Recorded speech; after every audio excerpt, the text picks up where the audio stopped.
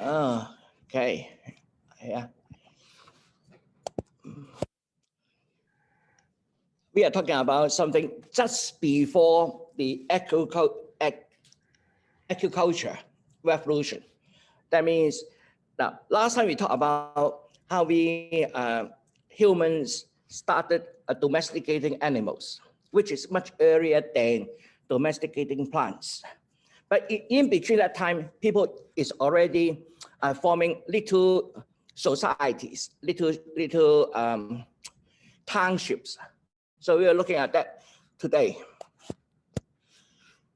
This is called the Neolithic age or the New Stone Age. Stone Age usually classified by Old Stone Age and the New Stone Age. Old Stone Age, usually the tools are very large. By the time when they enter into New Stone Age, the methods of creating very small stone lives is already widespread. So people are making very sharp, small live, cutting meat and so forth. So that is the New Stone Age. So that probably is about 12,000 years ago. Different part of the world entered that Stone Age at different time. So we are looking at is one of those most investigated area, the Middle East. So in China, they say it's about 1700s BCE. So that will be about almost 4,000 years ago. So different parts of the world enter into that stage at different time. But it's very interesting to say that because Sri Lanka and basically they got the old kingdoms in Sri Lanka. Yeah. Agriculture civilization supposed to be around about that time as well. Yeah. Couple of thousand years. Couple of thousand before, yes, exactly. So a lot of that. I think one of the issue here is that for areas like Sri Lanka, India, or China, we haven't done a lot of archaeology. The archaeology is not as extensive as the rest of the world because in the last 300 years, there's a lot of archaeology done in every part of the world except almost Asia. China is close at that time. India is probably not very advanced. So not a lot of people going into India or that region, the Indian Peninsula and China to do archaeology. But now as China is open up, we find that there's a lot of archaeologies coming up and validating our oral history. So a lot of the history say, oh, we have this king, that emperor. Well, Sri Lanka also has that history. Exactly. I think we will later see as more and more people start digging in Sri Lanka or in India, we will find more and more. What I find worrying, and I don't know what others have to say about this. So I'm a migrant to this country in the 80s. And of course, we hear about the aboriginal civilization, which is 40 to 60,000 years. Yeah. All the other civilizations we are talking about, 12, 10, 8, and after that. Yeah. So it's a very sensitive topic, isn't it? Yeah. Because those of us who come from Asia, we say, it started in the Middle East and then it came to Asia and our history is about 5,000 to 6,000 years. Yeah. Then you're confronted with this 40 to 60,000 years. Yeah. Exactly. Now, the another interesting is actually, now I don't know much about the Indian continent, your part of the world. But for example, in a part of China, where I came here in the 1990s. So, but I'm not teaching. So at that time, teaching IT. So won't touch on this subject. But Albert, we can't hear the questions that are being asked in the background. Okay. I repeat the question. The question is that in places like Sri Lanka, and we have a long history, but it is not being recognized mostly because my argument is that this part of the world, for example, China, as well as the Indian continent, etc., there is not a lot of archaeology being done. So as we continue to do more and more archaeology, we will find more and more evidence that the civilization actually occurs. Whether it is Middle East first, it is arguable. But at the moment, most of the archaeology is in the Middle East. So we know that it started quite early. Well, quite early meaning relative to the rest of the world at the moment. The other issue is that for Asian, like China here, our main method of writing is on bamboo, which doesn't last. But for the Middle East, they use clay tablet. And when it is a fire, the clay tablet convert into pottery, which lasts almost forever. Therefore, there's a lot of this kind of archaeology being taken out. Whereas for the Asia part, where bamboo are very common in Asia, including the Indian continent, the Indian peninsula, all that, the whole Asian region is covered almost with bamboo. And bamboo is one of those miracle plants. It grows very fast, light, and when you sharpen it up, it can be used in more than one way. So there's a lot of use of bamboos throughout Asia. And I think that will last for at least a couple thousand years because it's just available there. There's no reason why we don't use it. And therefore, when we say, okay, they started early in, say, in Middle East about 17,000 years ago. But unfortunately, 17,000 years ago, when it started in Asia, for example, they may not have those archaeological remains to be investigated. What they use probably is plant-based, bamboo-based, therefore leave no trace in the archaeological record, or very little trace, so we don't know. But so are you saying that, Albert? I mean, my understanding was that the oldest culture, in terms of settled little cities and writing and so on, was a Sumerian one. Yep. About 7,000 or 8,000 years ago. Yeah. And whether it's Chinese or Indian, all our stuff comes after that. What you're saying, that's not correct. May not be correct because we don't know. That's what I'm arguing. We don't know. We don't know. We haven't done the necessary widespread research like we have human had done in Middle East. So when we done that, probably we will push it forward, put it in the order. We don't know. But I suspect that because looking at the Asian culture and the Middle East and Western culture, they are almost in opposite, very different. For example, when we talk about address, in China, at least we will stay with the country first. Country, province, and then county, and then probably town, and then street, and then number, and then you use floor, and then the recipients. So we go from big to small. But in Europe or in Western, they do it the other way around. But we do it the other way around as well. You do from small to big. Yeah. Okay, you do from, but then how come China is do from big to small? I mean, China is different. I mean, if you look at the languages, we talk about Indo-European languages. Yeah. But Chinese is different. Yeah, it's completely different. Very different. Yeah. Maybe the other limiting factor is also the Himalaya. The Himalaya really separates the two worlds, right?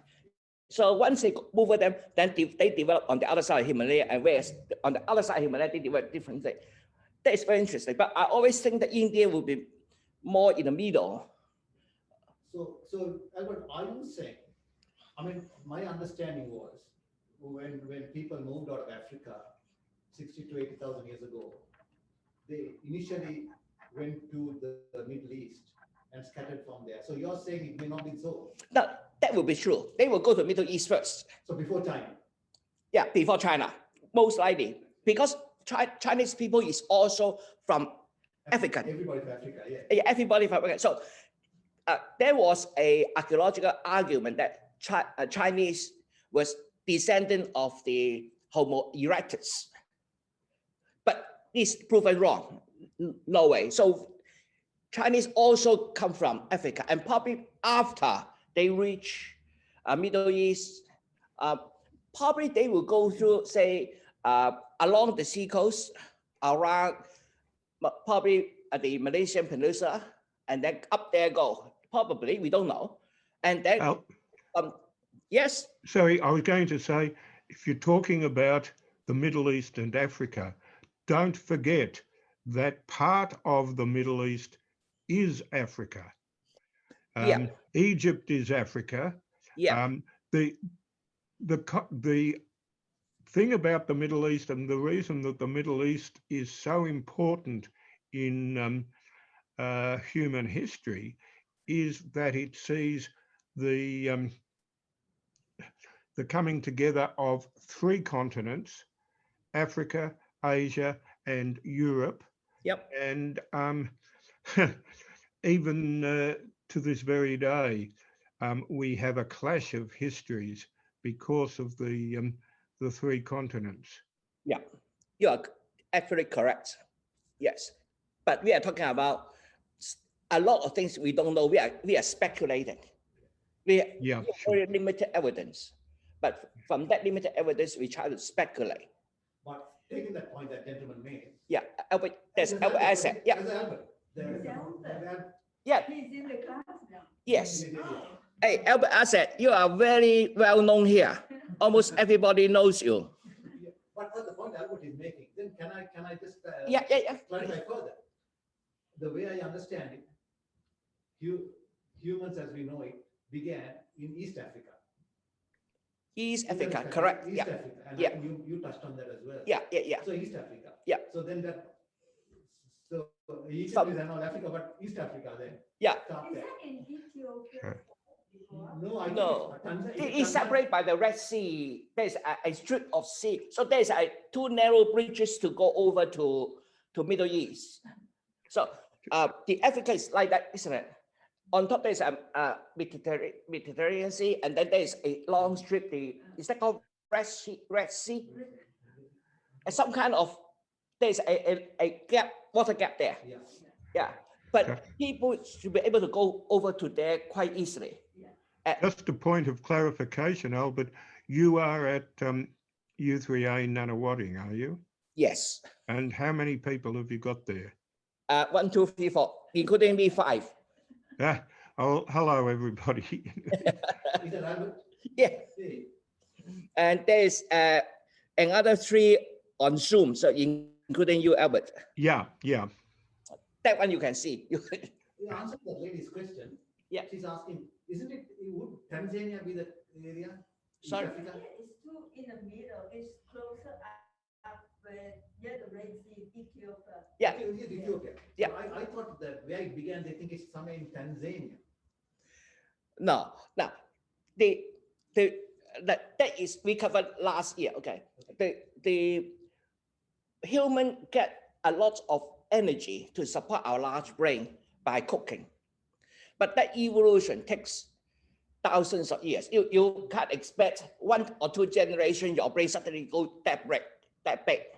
So we are asking is, before your brain get very big, how do you manage to control fire? You won't be able to control, because controlling fire is pretty demanding. Look at today. There's no other animals which can control fire yet. So we need to find a method to argue that human is able to grow the brain without ability to control the fire, but have cooked the food. Well, the solutions come from the observation that lava flow is able to provide the heat for you to cook without the ability to control the fire. And the lava flow can last for thousands of years.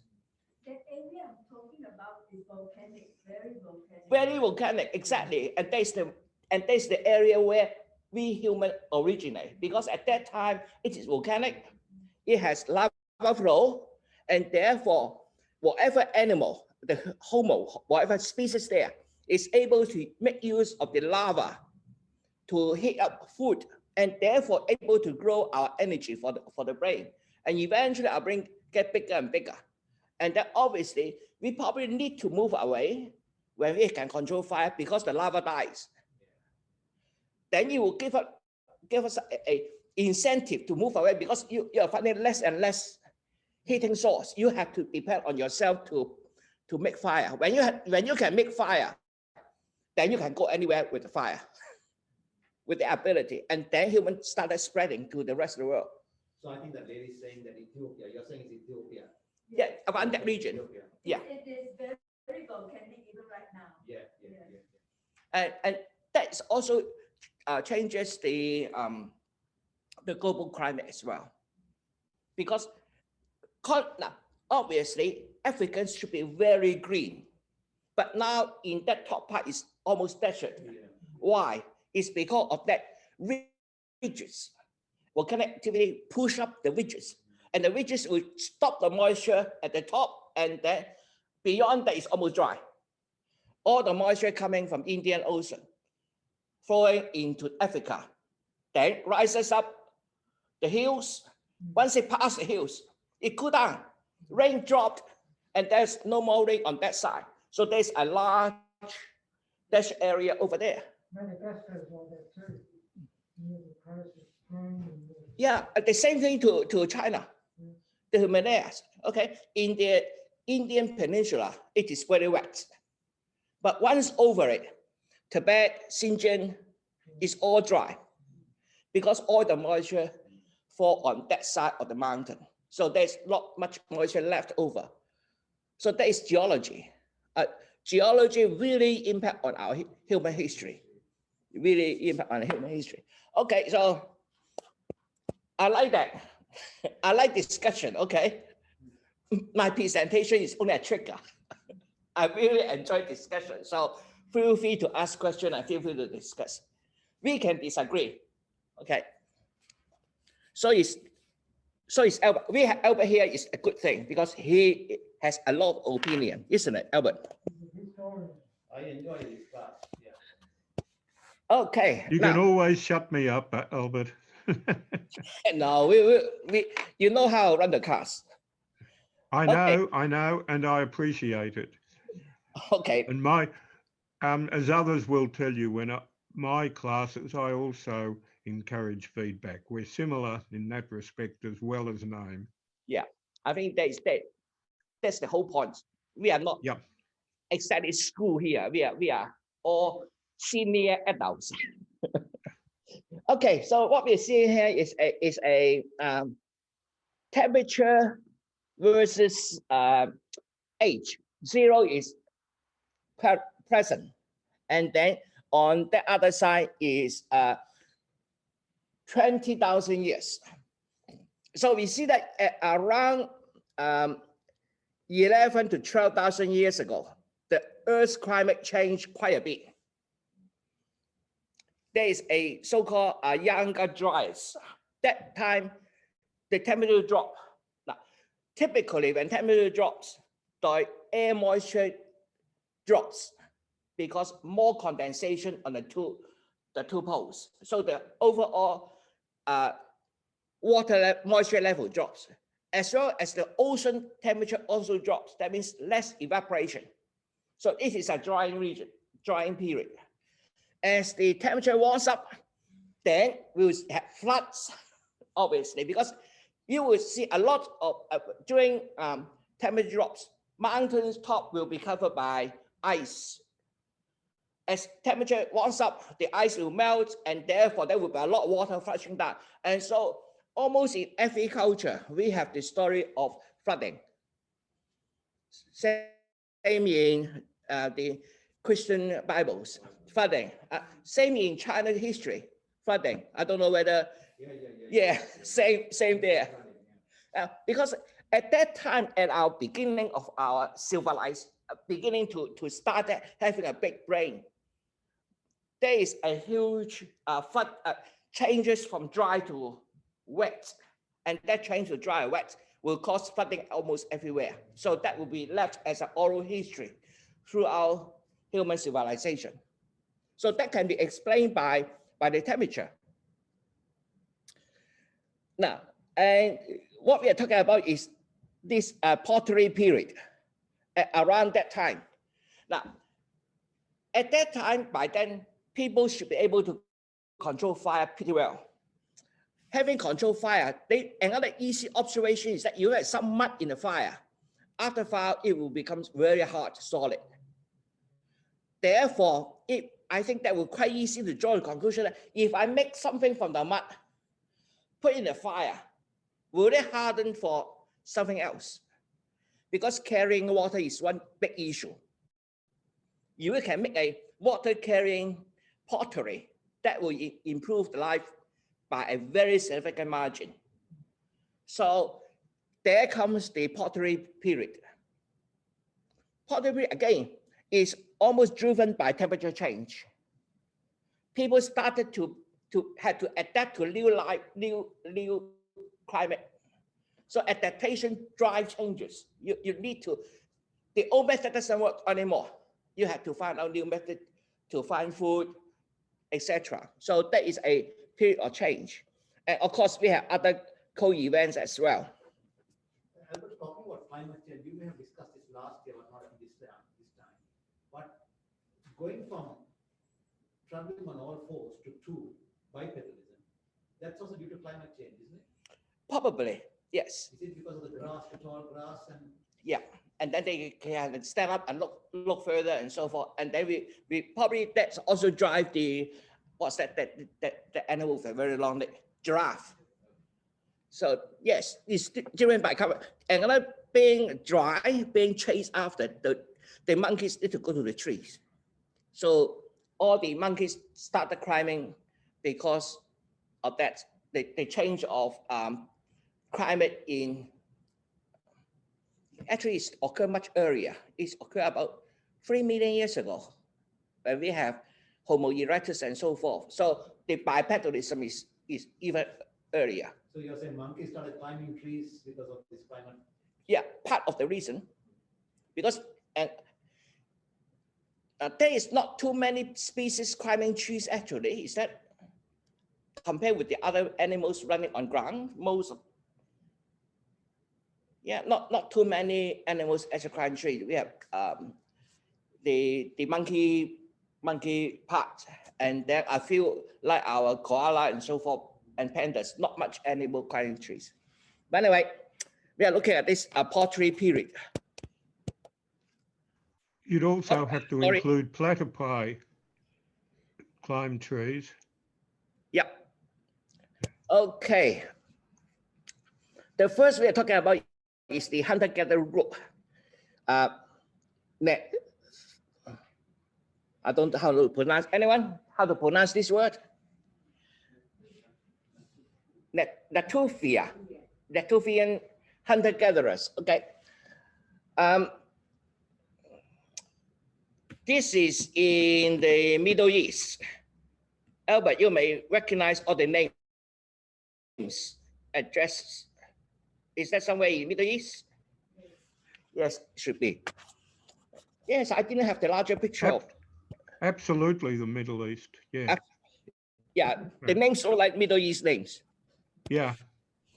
Okay, the culture was unusual in that it supported a semi-sedentary population. As hunter-gatherers, you follow the food by season. Okay, this season the animals there, they follow there. The plants there, you follow there. So you are moving all the time. But by that time, when the Natufian cultures developed, they found that there are certain places they can always go back year after year, form a semi-permanent campsite. Every year they go back there, and therefore they will start building up that campsite. So we have evidence of that coming. And these are their what's that? Motors. Okay. They started grinding the seeds into powder, make it much more tasty instead of just cracking on. Now, grinding this, that means they must have started making some kind of bread or something like that. Because after grinding, I won't believe they will just eat the flour. They will have to mix it and They then have the fire already. they already have a fire, and then that will be quite next step forward. Grind it, make it into something, a cake or bread, and then the yeast is very natural. When you grind it, leave it aside with water, then the yeast will come for almost like magic, and then the bread will grow and make it much. Now the yeast actually improve the nutritious quality of the bread. Would they have used milk? Because you can get the yeast better. They have already, they may not have domesticated the cattle yet. So they may not have milk at that time because the cattle is domesticated about 7,000 years ago. So we are talking about almost 10,000 years earlier than that. But obviously they will be able to make some kind of bread. And they may steal some of the eggs from the bird's nest. Food is food. But it's very nutritious and very good to eat. And honey is definitely is a treat for them. If they can collect honey, that will be good. Okay, this is one of the remains of that Neolithic house. So they are using rocks, and then with the central middle part, look like they have some fire there before, so that the ground is now hard. So it is some of that same structure believed to be a campsite of a remaining house. So, sorry, Albert, but so this is 17,000 years ago. Yep. So basically, are you then implying that what we are talking about the Sumerians being the original? Is later. Sumer is still later than them. So these guys before. Much earlier, yes. So that means our understanding that Sumerian culture was this original culture where they built. Sumerian is interesting is that they leave behind language, written language. That is, but before that, we will have language, okay, oral language. We definitely have that. And then Sumerian is interesting in the sense that they leave behind artifacts of written language. In that sense, they are the first civilization. And that's why I'm arguing that, well, the other part of the world, like Indian Peninsula or China or Asia, they might also have written language, but they don't left it behind. We don't know. When So Albert, this is an artist. Yep. So can I barge in here again? It's interesting when you're talking about language in the Middle East. This is so important. Language and written language is so important to culture. Abraham was the first monotheist. And there is a theory that, well, it's recorded in the Bible, his grandson, Jacob, went to Egypt. And in Egypt, they already had hieroglyphs, a language. Now, after the exodus from Egypt, Jews came back to the area that we now know as Israel. And the theory is that there were monotheists who remained in that area. But once the Hebrews or Hebrews from Egypt came to the area, because they had a written language, their culture and their history became the history of all the people in that area. Yep. Well, the ability to record your own history. We always say history is written by the winners.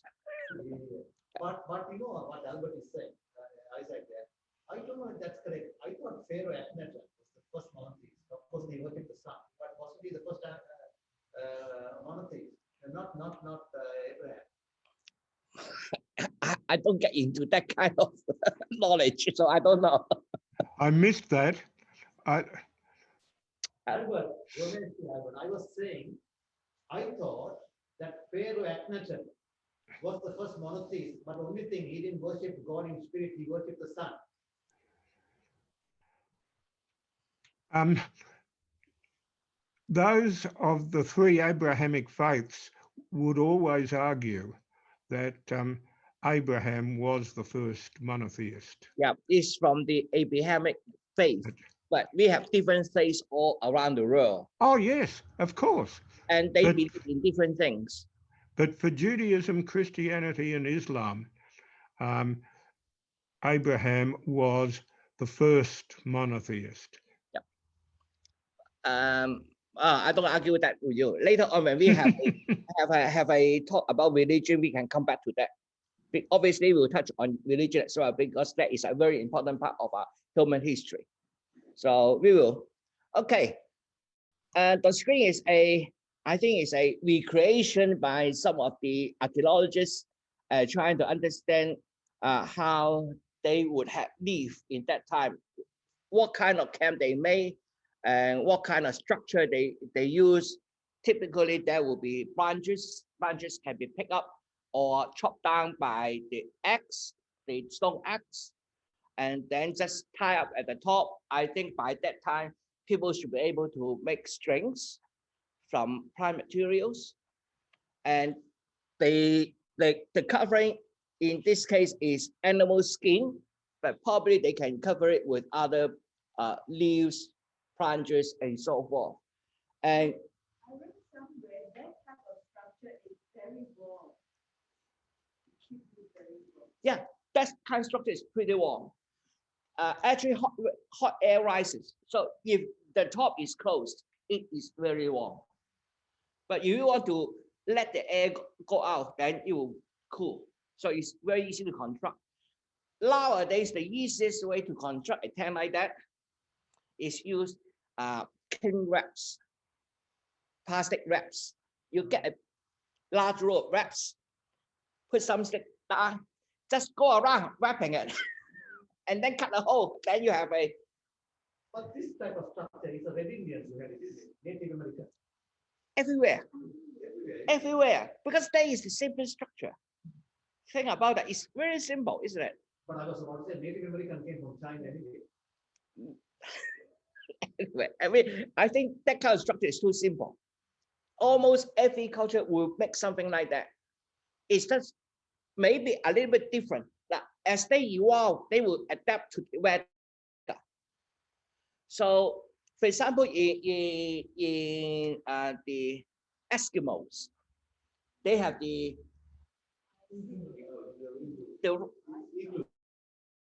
igloo. They are made of ice. And again, today looking at how they make it is very clever. If we didn't know that, we would get okay, one circle, next circle, right?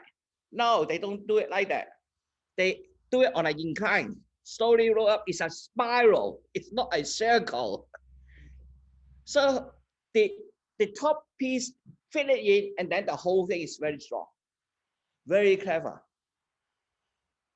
So I think there is experience. Once you find a better method, other people will copy, and that's how humans accumulate so much knowledge. It's like, and this is believed to be a burial because they are placed together. So it must be a burial. If you just die left there, they won't be folded up like that. So it's believed to be a burial. And I think humans started burial quite early. And there are also other animals which will feel sadness of losing a member. For example, the elephants. We can see elephants have tears when they lost. So I think that is, as we are more advanced in terms of cognition. So we probably will have this burial much earlier. Elephants is the prime example, but also dogs. And dogs will mourn the members of their litter, whether that member happens to be another dog or whether it happens to be a human. I don't know this yet because my Yeah. dog is only 2 years old. No.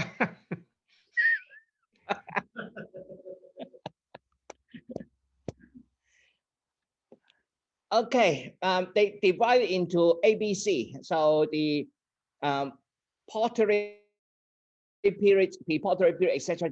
So we want to look at the old buildings mostly today. So we were looking at the Gobi Tepe. Is that how that's pronounced, Albert? At Turkey, at what's that? How to pronounce that one? Which one? The second line, second, third, and fourth, second word. I would say Göbekli Tepe, but I'm not sure. I'm not sure. Anyway, I would say that it's a Turkish language. because this name will not be the original name, is named by the archaeologists. It's not their original name. So we just name it for us to understand. So it doesn't matter. Okay, let's look at the period. Potbelly Hill, that means that they discover a lot of pottery there. It is somewhere 15 kilometers southeast of the Anatolia region of Turkey, something like that. Wow, very large structure. Now, just like the pyramids in Egypt, very large structure. And there's, I think there's also very large structure in the, is that called Easter Island? Yeah, I think the use of large structure probably represent power. Somebody is able to order everybody together to build this big, it's huge. So is this older than the pyramids? Now, When was oh, the pyramids? yeah, before pyramids. It's well before pyramids. And naturally, you won't have stone like that. It must be man-made. It cannot be natural, right? And more interestingly, some of them do have carving on it. Discovered by this guy, okay? Let me see some carving. Okay, now this is a recreation, what it should look like. See? These stones have carving on it. And they are huge. This stone weighs probably by tons. So imagine why human make this large piece of stone and stand it up. For what purpose? I think, to me, maybe an expression of power or expression of the fear of God, something like that. Only by there is, again, that refer back to the book, The Sapiens by Harari. Humans can organize ourselves by virtual organizations, by a common belief. It doesn't matter whether the belief is true or not, but if a sufficient large amount of people believe in the same thing, then we can work together. And that is a demonstration of people working together. Probably 17,000 years ago, much earlier than the Egyptians. At that time, we don't have Egyptian yet.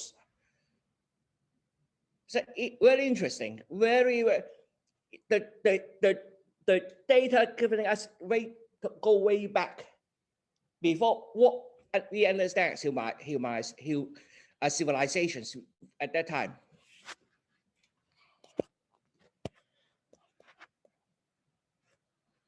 Okay, these T-shaped pillars are anthropomorphic. That means done by human. I don't know why these people use so difficult terms. I need to find the meaning by asking Google. Attested in some cases by carving of low reliefs showing arms, hands, clothing.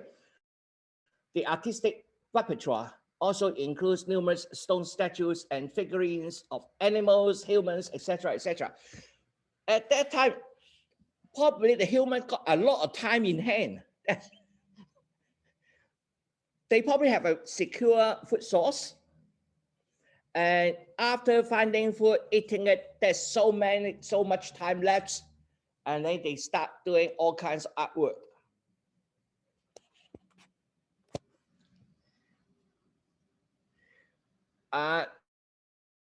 So far, doesn't reveal any complete human burial, but there are human bone fragments.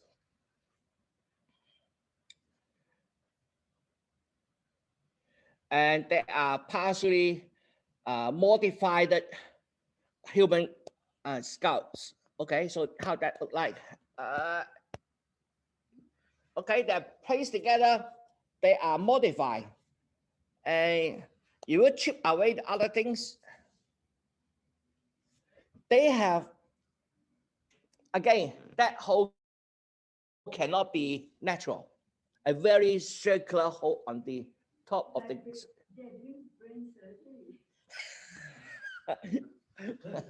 I don't know what's the reason of making that hole, but in a lot of religion, they worship skull.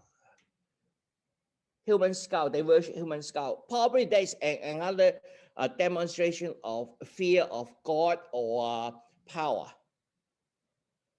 The one who control by using fear to control the rest of the group.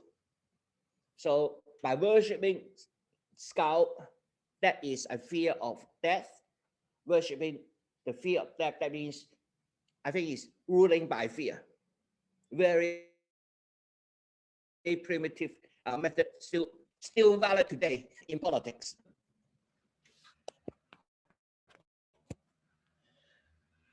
What's that? That is a wire boar.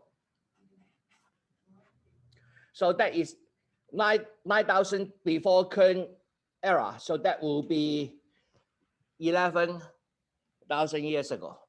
So people at that time had really a lot of time. Today, humans working too hard compared to them. Of course, our group is different. Talking about working too hard, they said when computers came that we'll be working less, didn't they? They said that. They said that, but turned out to be working even harder. Before computers, we 9 to 5 usually, right? But now 24/7.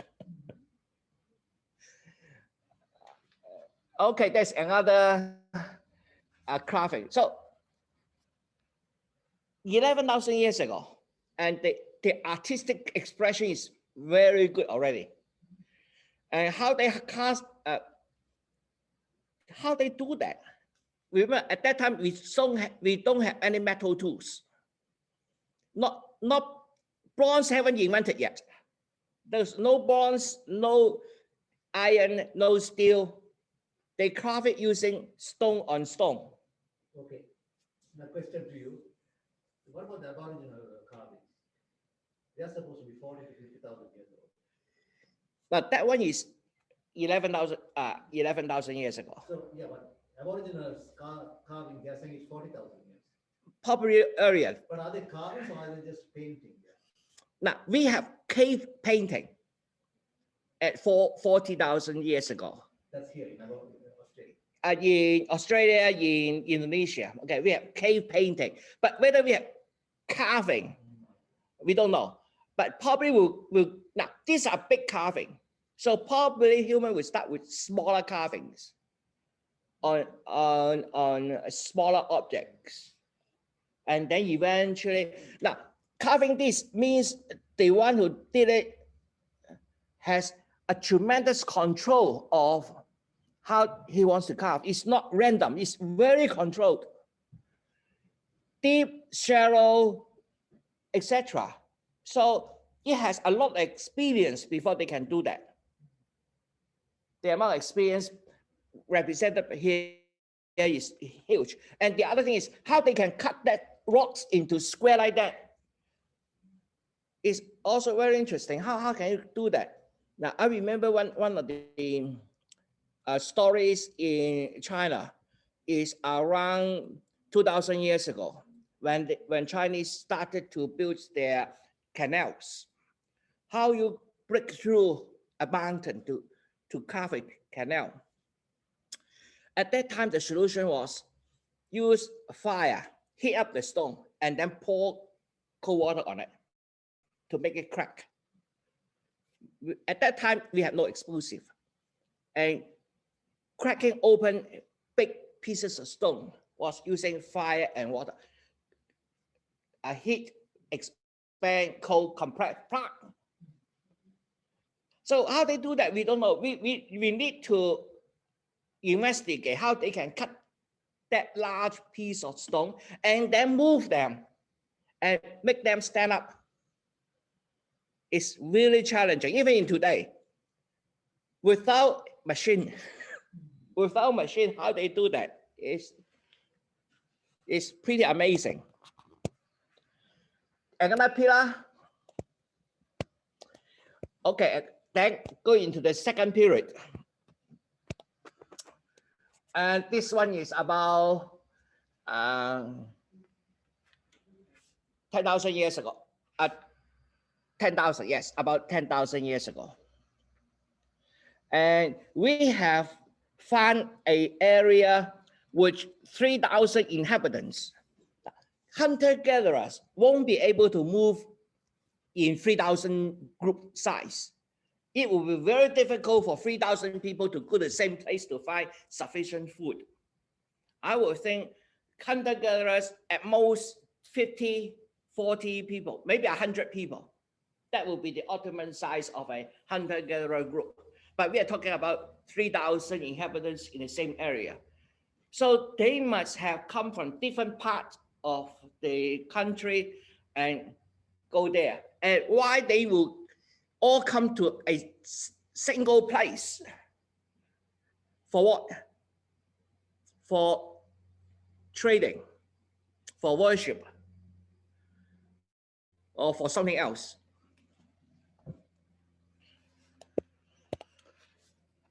So this is the area. Again, big pieces of rock lay there.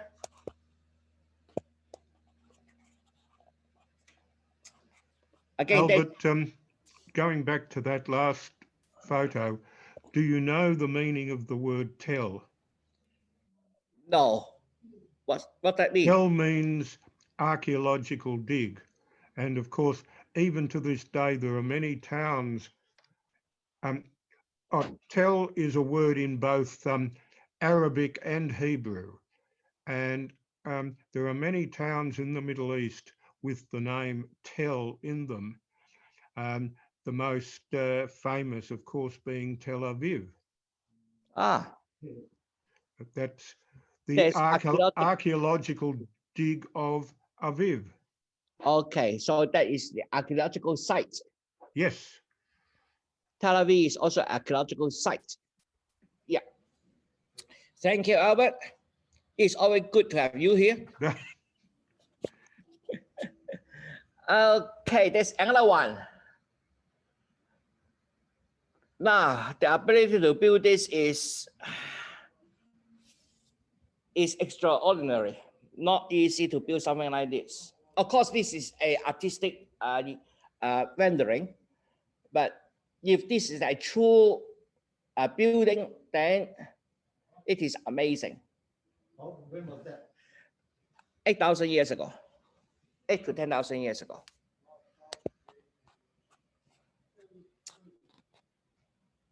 Okay, so that's about what I'm. Yep, there's another one. This one is easier in terms of it because it's using smaller stones. and probably using mud to stick them together.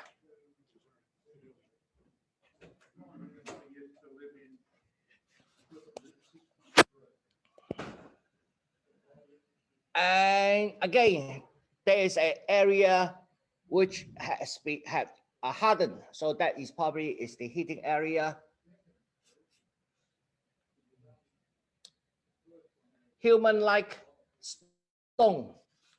So, and there are some big ones, small ones.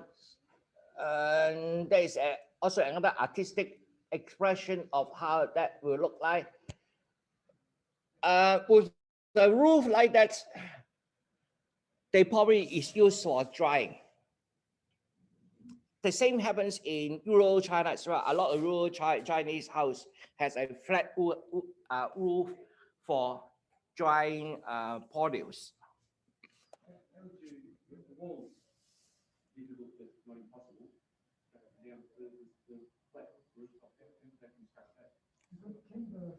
There will be timbers. Yeah.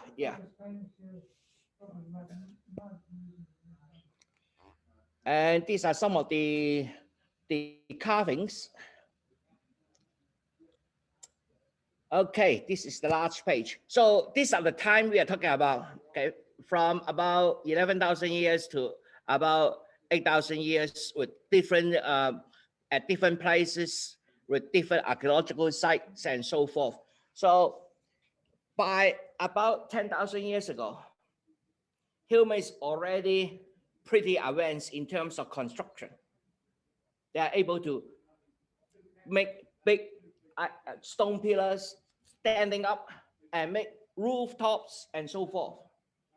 So it is almost at the beginning of civilization. To be able to build this kind of big structure, that means it will consume a lot of time. That means the people have to stay there for quite long in order to be able to build this. And then looking at the size of it, that means humans started to organizing themselves in a much larger group than just hunter-gatherers. They are organizing them. But what is the organizing force? Is that religion, or is that trading, or is that marriage? These are speculations. We don't know. But we definitely know that human is able to start organizing in very large scale at around 10,000 years ago. And also around 10,000 years ago, we have agricultural revolution. And that is very important because agricultural revolution is different from hunter-gatherers. Hunter-gatherers, you need to move all the time. But agriculture, you stay there. So that is the transition. Okay, I think we finished this one. And there is one coming in. Please, come on.